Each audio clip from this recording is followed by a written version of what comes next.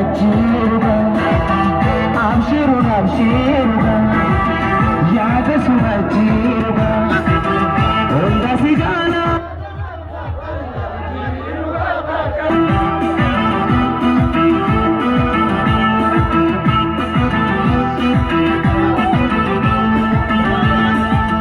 nukubu fasuniyana kaduma ya sunyashi nukubu ya sunyashi osoka jala ya ganga jila sumana di sanyashi to jila sumana di sanyana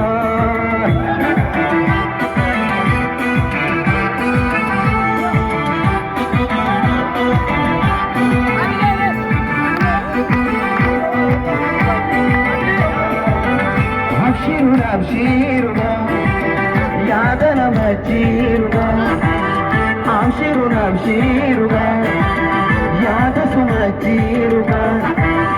onda sijana yajiruga yajiruga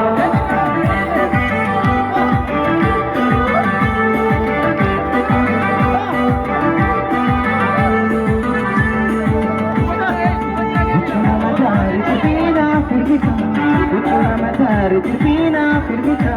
ana mak jeevan le maksudida ajaba ajaba ajaba ajaba jalalan ajaiba ajaba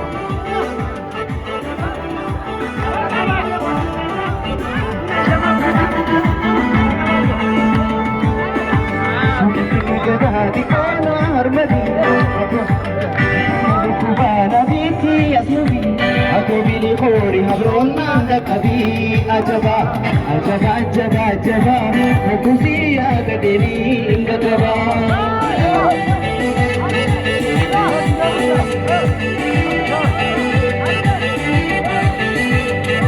sukitele ki kana harmadi kana harmadi kubana biti asnubi aku bili khori habronna kabi ajaba ajaba ajaba ajaba ifuman ajaiba ajaba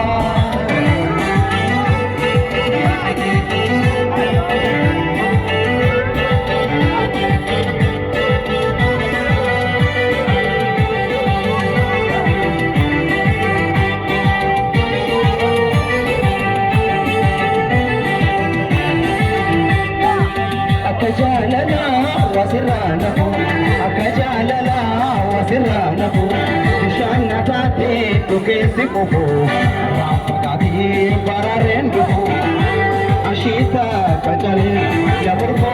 tungulu ibelu imade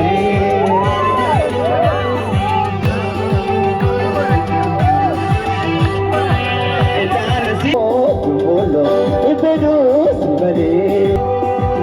Oromia, Shakeya, Talabia, Abdi Rotia, Akam Irkapaya, Kampaka Sambata Kapan, just a super suta dem, Katakai Jansilan, Ketanaki Sambareti, Kamenda, Garanda, Namagoti Chayon, Namagoti Chayon, Okana Mankofaku.